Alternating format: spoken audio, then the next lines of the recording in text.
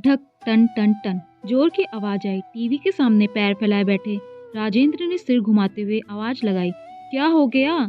ऐसा क्या बना रही हो जो इतना शोर हो रहा है? कायदे से मैच भी नहीं देखने देती।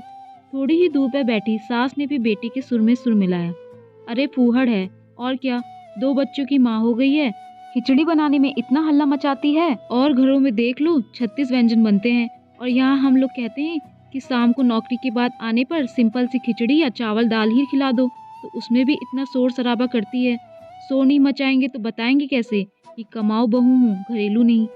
बगल के कमरे में निर्मला के दोनों बच्चे अपनी पढ़ाई में व्यस्त रहे, जैसे उन पर धमाके की आवाज का कोई फर्क ही ना पड़ा हो। बच्चे भी छोटे नहीं थे।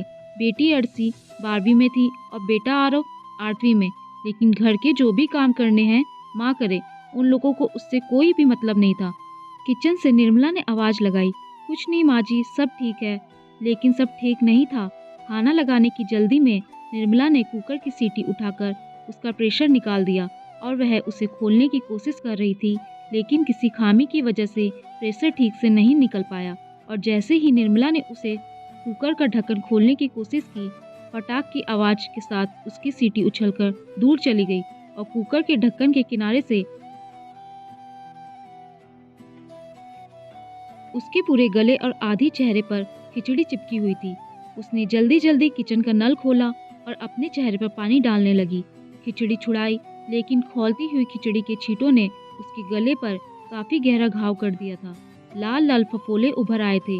इसके बाद जल्दी से मिक्सी उठाई, उसमें आलू डाले और कच्चा आलू पीसकर अपने गले में लगाया। आंखों से आंसू बहते रहे, लेकिन मुंह से उफ़्फ़ी ना निकली। निर्मला की यही आदत थी, चाहे बुखार हो, जुकाम हो, तबीयत कितनी भी खराब हो, हमेशा मुस्कुराती रहती थी। बिना कोई शिकायत किए सारे काम करना और सबका ख्याल रखना उसकी आदत थी। घर में किसी और के बीमार पड़ने पर रात दिन उसकी सेवा में एक कर देने वाली निर्मला अपने बीमार पड़ने पर किसी को खबर भी ना होने देती थी कि वह बीमार है। उसका मानना था बीमार होने पर बीमार दिखना भी जरूरी है क्या? थोड़ी देर बाद उसने सबको आवाज दी कि खाना लग गया है। राजेंद्र ने कहा, मेरा खाना यही टीवी के सामने दे जाओ, बहुत इंटरेस्टिंग मैच चल रहा है। सासू माँ ने कहा, बहू मेरा खाना भी यही दे देना। दोनों लोगों को खाना दे आई, लेकिन किसी ने एक बार भी उसकी ओर मुंह उठाकर भी नहीं देखा। फिर उसने बच्चों को आवाज दी, बच्चों जल्दी आ जाओ, खाना ठंडा हो जाएगा। 4 बार आवाज देने के बाद बच्चे आए। अर्सी निर्मला को देखते ही चिल्लाई, मम्मा यह क्या हो गया आपको? आपका पूरा चेहरा लाल क्यों पड़ गया है? ओह माय गॉड, पापा जल्दी आओ। राजेंद्र बड़बड़ाते हुए उठा। निर्मला भी ना, बच्चों को भी नहीं संभाल सकती, चैन से खाना भी नहीं खाने देती है। गुनगुनाते हुए वह नीचे आया और जब निर्मला को देखा तो उसको समझ में आया कि निर्मला कितनी बुरी हालत में थी। उसने कहा, निर्मला यहाँ कैसे हो गया? तुमने कुछ बताया क्यों नहीं? निर्मला रोने लगी, बोली, बताने से भी क्या फर्क पड़ता, इंटरेस्टिंग मैच छूट जाता ना। राजेंद्र ने तुरंत गाड़ी निकाली और निर्मला को अस्पताल ले गया। अस्पताल में डॉक्टर ने निर्मला को आराम करने को कहा और यह बताया कि चेहरे पर ज़्यादा फफोले नहीं आए हैं, लेकिन गले पर पड़े छींटे थोड़े सीरियस हैं। बहुत बड़े फफोले पड़ गए हैं, इसलिए कुछ दिनों तक इन्हें गर्मी में बिल्कुल भी काम मत करने दीजिएगा।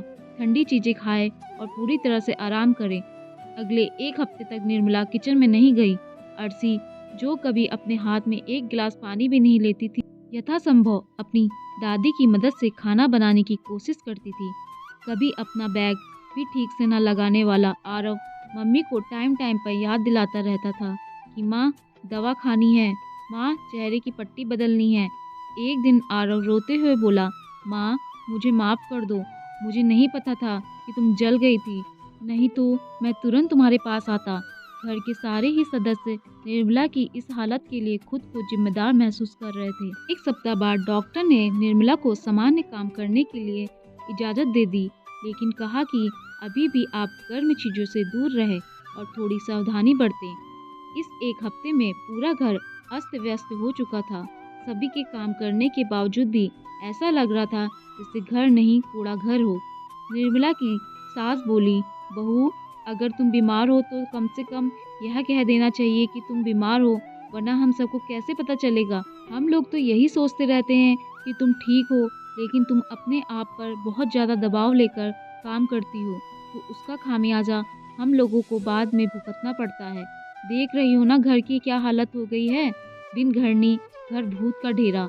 अगर घर में माँ स्वस्थ नहीं रहेगी, तो पूरा परिवार बिखर जाता है। राजेंद्र भी निर्मला के कंधे पर हाथ रखते हुए बोला, माँ सही कह रही है निर्मला, मुझे तुम्हारा और ख्याल रखना चाहिए था, लेकिन मैं तुम्हारा ख्याल कैसे रखूँगा जब तुम मुझे बताओगी ही नहीं कि तुम किस समस्या में हो। देखो ना, तुम्हारे बीमार पड़ने में हम सब कितने थके हुए लग रहे हैं। बच्चों का चेहरा इस एक हफ्ते में कितना उतर गया है। वादा करो मुझसे, जब भी तुम बीमार पड़ोगी तो कम से कम मुझे तो बताओगी कि तुम्हारी तबीयत सही नहीं है या तुम्हें कोई परेशानी है। बीमार होने पर बीमार दिखना भी ज़रूरी है। मैं नहीं चाहता कि ज़िंदगी के 7 जन्मों तक का वादा निभाने की कसमें खाने के बाद तुम मुझे आधी ज़िंदगी में छोड़कर चली जाओ। मैं कहता नहीं हूँ, लेकिन इसका मतलब यह नहीं है कि मैं तुमसे प्यार नहीं करता और तुम्हारी परवाह नहीं करता, और हम सबको हमारी गलतियों के लिए माफ़ कर दो। अर्शी भी भावुक होकर बोली, मम्मा प्रॉमिस करो, आगे से आप बीमार होगी तो हम सभी को बताओगी ना। निर्मला ने आंखों में आंसू भरकर और होठों में प्यारी सी मुस्कान लाते हुए सिर्फ स्वीकारोक्ति में सिर हिला दिया। माँ के ठीक होने पर पूरा परिवार फिर से खुशहाल हो गया। दोस्तों, आपको ये कहानी कैसी लगी? नीचे कमेंट्स करके हमें ज़रूर बताइएगा। अगर आपको ये कहानी पसंद आई हो तो अपने दोस्तों के साथ ज़रूर शेयर करें, और ऐसी ही प्यारी कहानियाँ सुनने के लिए हमारे चैनल को सब्सक्राइब करके बेल आइकन को ऑल पे सेट करना ना भूलें। धन्यवाद।